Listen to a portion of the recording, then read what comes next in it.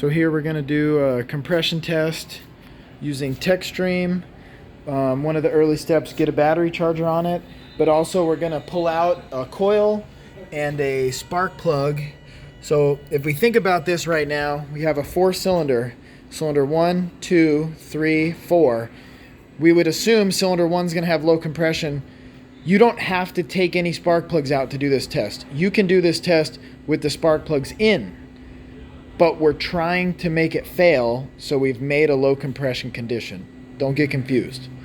Now that we've made the low compression condition, we're gonna get prepped to do this test, and the instructions are a little vague. So when you come into active test, right here, you're gonna select compression test, right? So we'll even back up and we'll go right to there.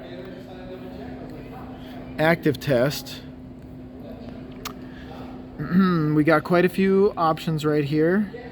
Check, check, check. We can also do our power balance right now. Did I miss it?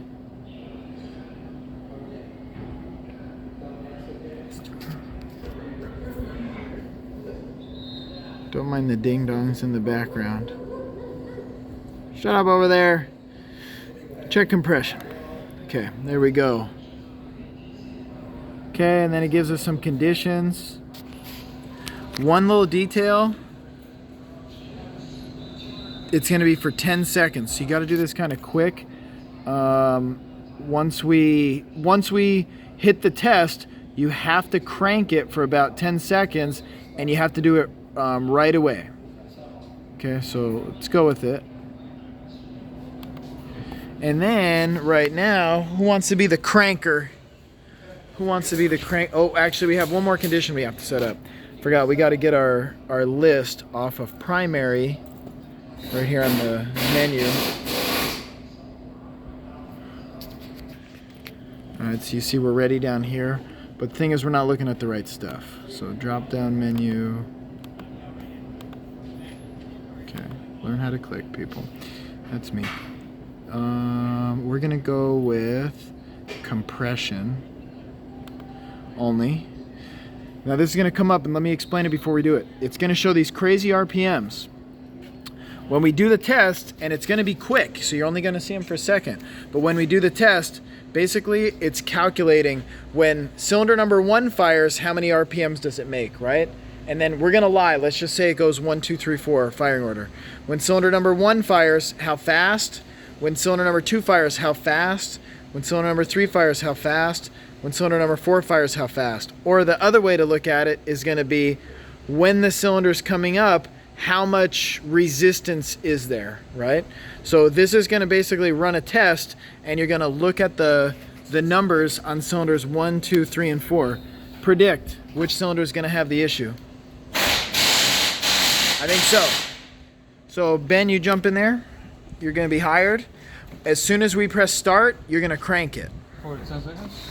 Well, you'll just press the button and it'll automatically do it. So wait for me. Shut up over there. Go for it.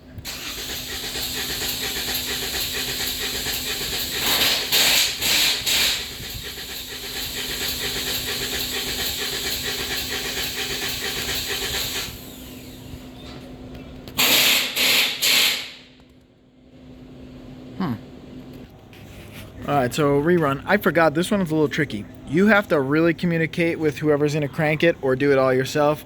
You have less than 1 second from the moment you press start and he cranks. So we're going to do this countdown. Ready, Ben? Ready. 3, 2, 1, crank.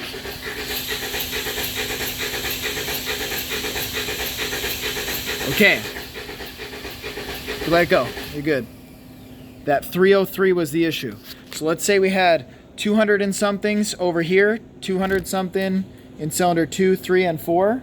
Why did we have 303 on 1? Because remember, it's really measuring how fast that cylinder is moving. So when cylinder 1 was on compression, the crankshaft was able to reach 300 RPMs. Why? It doesn't have the compression pushing down on the... Exactly. So when the compression's low on 1, you'll have a higher RPM because there's less resistance. Now that's how we do the test. What's kind of weird is when it sets a misfire code, it's actually measuring the acceleration while it's running. But when we do the test, we're actually measuring the deceleration while it's compressing. See what I mean? So it's a little weird, but that was the test. So we would therefore know cylinder 1 has an issue, and it's not, right now, could it be a bad coil, a bad spark plug?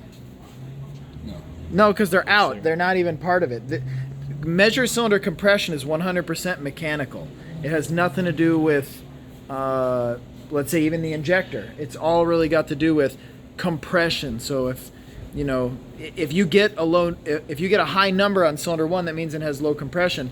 Now we'll probably go to the leakage tester and whatnot. You like it?